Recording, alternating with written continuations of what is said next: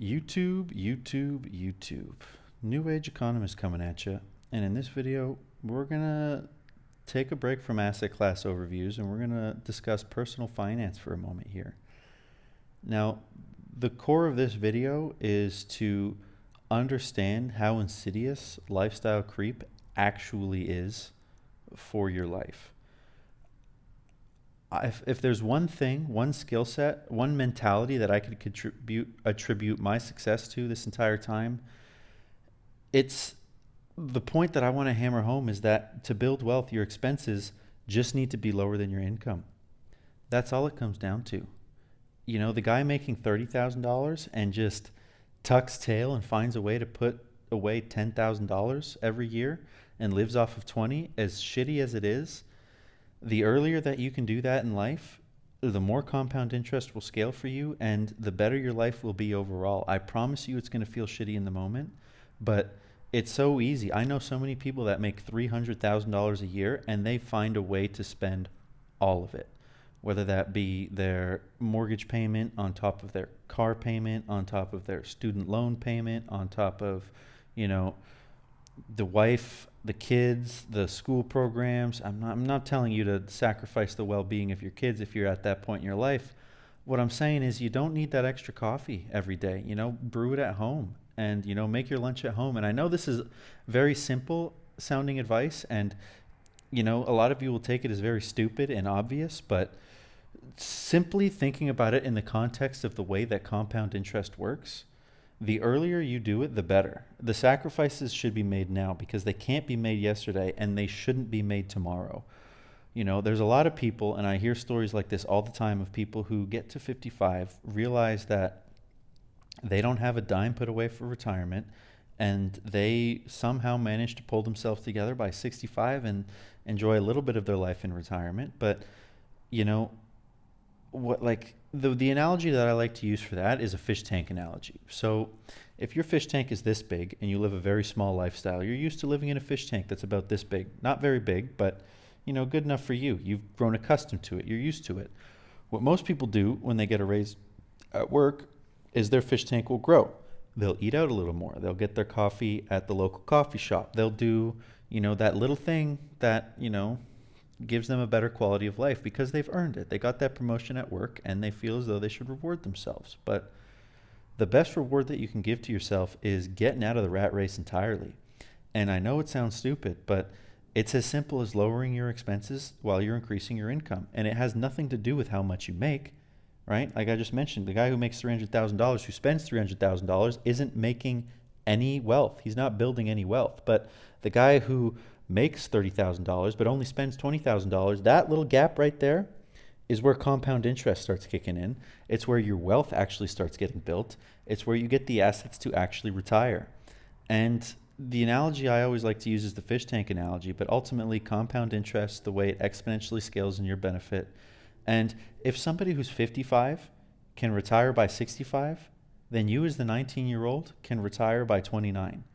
And I did it before 29. I'm only 26. So I am a walking proof that this method really does work. It matters a lot less what you're investing into. It matters a lot more that you just invest. The S&P 500 is a great just bread and butter investment that you can just throw money at and forget about it. This is not financial advice. I'm not a financial advisor. That's my personal opinion. You know, there's a lot of different options out there. As to what to invest into, but the number one thing is to invest, not to worry about what you're investing into.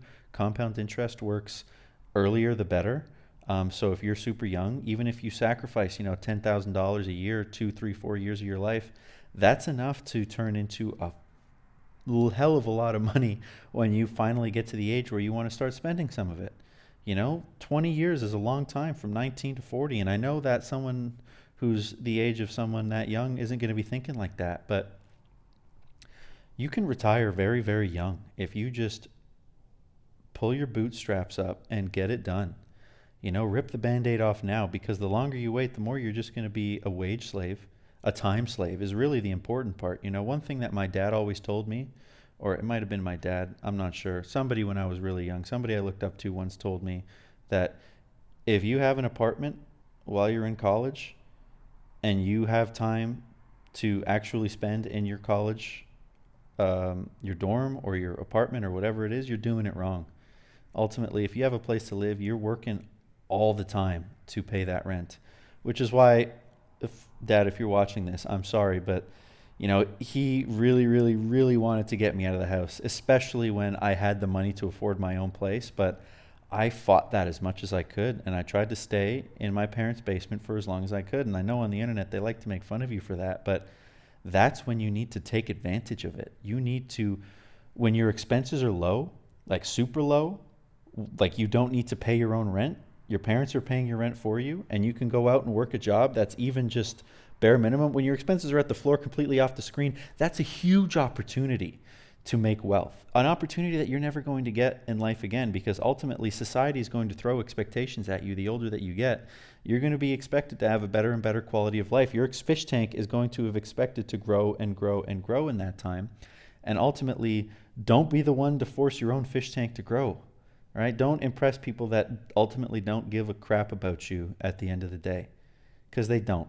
People care more often than not about themselves, and a lot of people care about themselves and the projection that they put off onto other people, but ultimately that's not something that you're going to care about 5-10 years from now. What you're going to care about is how much are you actually going to be able to enjoy your life, not the things that you can buy, not the fact that you can buy a coffee at your local coffee shop every day instead of just brewing it at home, buying a sandwich from the sandwich bar instead of just making it at home. Once that fish tank grows, it's very, very, very hard to shrink it again.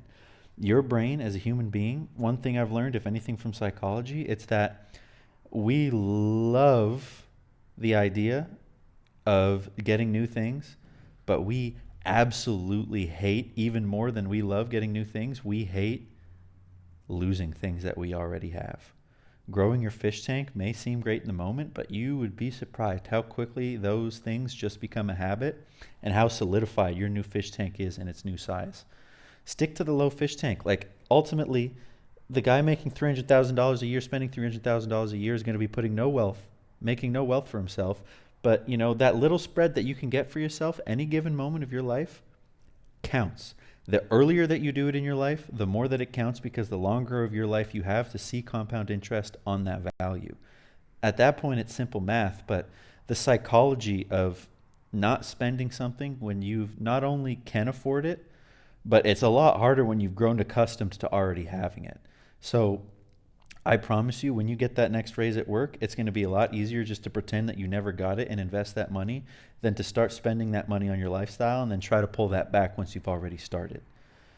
It's really, really hard. And I know a lot of this seems like common sense, and not a lot of this is investing advice, but this is the single most important life advice that I could give to anybody.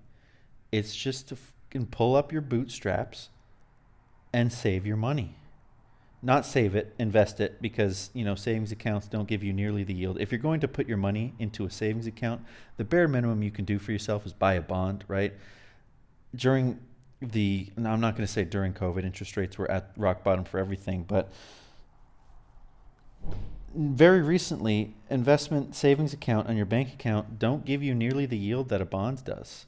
Ultimately, you can, in a high yield savings account, 4%, I mean, like, it's not going to do a whole lot for beating inflation. And there's something to be said about the difference between inflation and debasement. Debasement is more like 7%.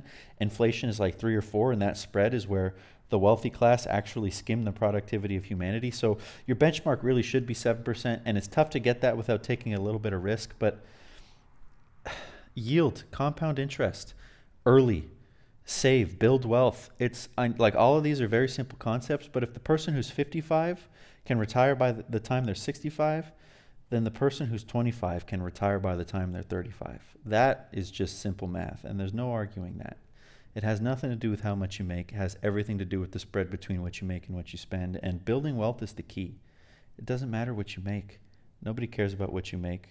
I mean, people do care about what you make, but that's not what you should care about. Your quality of life purely comes from how much you're able to enjoy your own life. And the biggest factor in being able to enjoy your own life is having the time to do it. And if you can get your income coming from your investments, the sooner you can in your life, the better your life is going to be. From someone who's on the other side of that painstaking grind, I promise you, it's worth it. Anyways, YouTube, have a good night. Take care.